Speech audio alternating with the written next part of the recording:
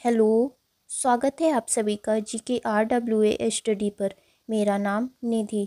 आज के वीडियो में हम डिस्कस करने वाले हैं हिंदी के टॉप 30 ऐसे क्वेश्चन आंसर जो कि सभी परीक्षाओं के लिए महत्वपूर्ण रहेंगे।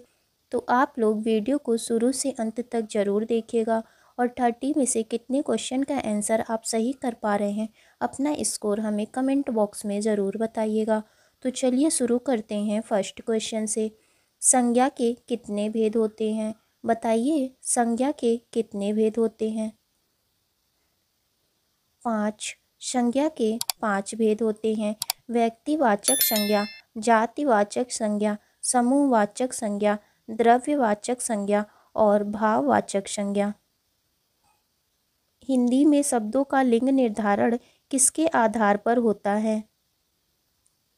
संज्ञा के आधार पर। हिंदी में शब्दों का लिंग निर्धारण संज्ञा के आधार पर होता है। यह क्वेश्चन काफ़ी ज़्यादा इम्पॉर्टेंट है। निम्न में से कौन सा शब्द व्यक्तिवाचक संज्ञा है? बताइए, इनमें से कौन सा शब्द व्यक्तिवाचक संज्ञा है? यमुना। यमुना व्यक्तिवाचक संज्ञा है, जबकि गाय, पहाड़, आम ये तीनों जातिवाचक संज्ञा हैं। कारक के कितने भेद होते हैं? बताइए, कारक के कितने भेद होते हैं?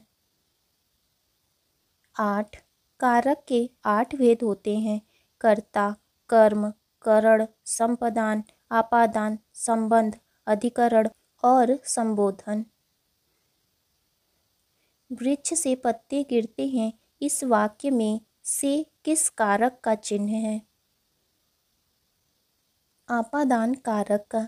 वृक्ष से पत्ते गिरते हैं, इस वाक्य में से आपादान कारक का चिन्ह है। आपादान कारक में अलग होने का भाव होता है।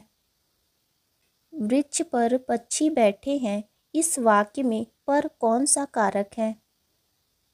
अधिकरण कारक। वृक्ष पर पक्षी बैठे हैं, इस वाक्य में पर अधिकरण कारक है। व्याकरण की दृष्टि से प्रेम शब्द क्या है? बताइए, व्याकरण की दृष्टि से प्रेम शब्द क्या है? भाववाचक संज्ञा है। प्रेम एक भाव है और भाववाचक संज्ञा के अंतर्गत आता है। हिंदी भाषा में वचन कितने प्रकार के होते हैं? बताइए, हिंदी भाषा में वचन कितने प्रकार के होते हैं? 2 प्रकार के। हिंदी भाषा में वचन 2 प्रकार के होते हैं, एक वचन और बहुवचन। लिंग की दृष्टि से दही क्या है? बताइए, दही कौन सा लिंग है? पुल्लिंग। दही पुल्लिंग है। जिन शब्दों के अंत में ई आता है वह लगभग स्त्रीलिंग होते हैं, पर कुछ अपवाद हैं, जैसे दही, घी, मोती, पानी, ये सभी पुल्लिंग हैं। मुझे किस प्रकार का सर्वनाम है? बताइए, मुझे किस प्रकार का सर्वनाम है? ऑप्शन ए इसका राइट आंसर होगा। मुझे उत्तम पुरुषवाचक सर्वनाम है। उत्तम पुरुषवाचक सर्वनाम वह सर्वनाम होता है जिसमें वक्ता अपने बारे में बताता है, जैसे मुझे, मैं, हम, हमारा। मानव शब्द से विशेषण क्या बनेगा? बताइए, मानव शब्द से विशेषण क्या बनेगा? मानवीय। मानव शब्द से विशेषण मानवीय बनेगा। निम्न क्रियाओं में से कौन सी क्रिया अनुकरणात्मक नहीं है? बताइए, इनमें से कौन सी क्रिया अनुकरणात्मक नहीं है? झुठलाना। झुठलाना अनुकरणात्मक क्रिया नहीं है। काम का नाम बताने वाले शब्द को क्या कहते हैं? बताइए, इसका राइट आंसर क्या होगा? ऑप्शन सी इसका राइट आंसर होगा। काम का नाम बताने वाले शब्द को क्रिया कहते हैं। एग्जाम्पल जैसे लिखना, पढ़ना, पीना, खाना, ये सभी क्रिया कहलाते हैं।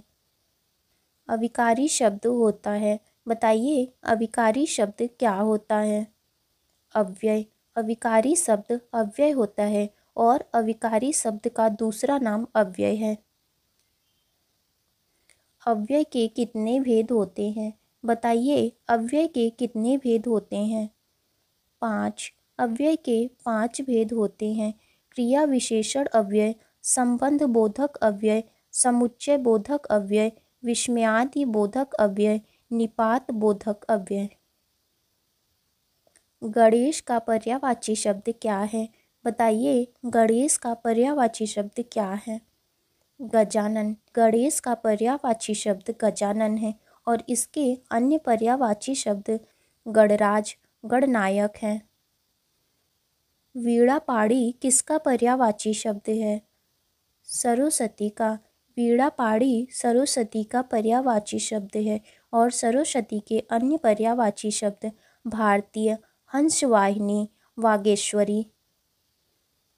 कंचन किसका पर्यायवाची शब्द है? बताइए कंचन का पर्यायवाची शब्द क्या होगा? कनक। कंचन का पर्यायवाची शब्द कनक है और कनक के अन्य पर्यायवाची शब्द सोना, स्वर्ण, चारु रत्न ये सभी हैं। देवासुर में कौन सा समास है? बताइए देवासुर में कौन सा समास होगा? द्वंद्व समास। देवासुर में द्वंद्व समास है और इसका समास विग्रह होगा देव और असुर। देशांतर में कौन सा समास है? बताइए देशांतर में कौन सा समास है? तत्पुरुष समास। देशांतर में तत्पुरुष समास है। दीनानाथ में कौन सा समास है? बताइए दीनानाथ में कौन सा समास है? इनमें से कोई भी ऑप्शन सही नहीं है। दीनानाथ में तत्पुरुष समास होगा और इसका समास विग्रह होगा दीनों का नाथ। निम्न में से एक शब्द में द्विगु समास है, उसका चयन कीजिए। सप्ताह। सप्ताह शब्द में द्विगु समास है और इसका समास विग्रह होगा 7 दिनों का समूह।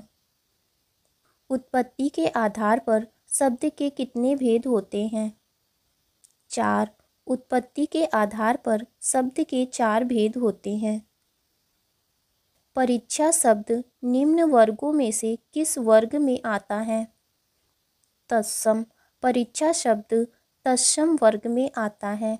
जिन शब्दों को संस्कृत से बिना किसी बदलाव में हिंदी में ले लिया जाता है उसे हम तत्सम शब्द कहते हैं। यौगिक शब्द कौन सा है? बताइए इनमें से कौन सा यौगिक शब्द है? पाठशाला। पाठशाला शब्द यौगिक शब्द है। जो 2 शब्दों से मिलकर बना हो उसे हम यौगिक शब्द कहते हैं।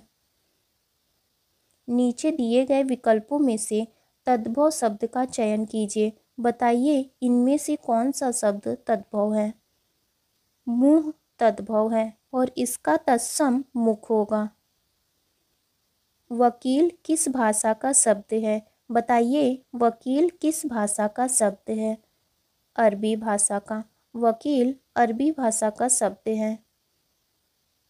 विस्तार का विलोम शब्द क्या है? बताइए विस्तार का विलोम शब्द क्या है?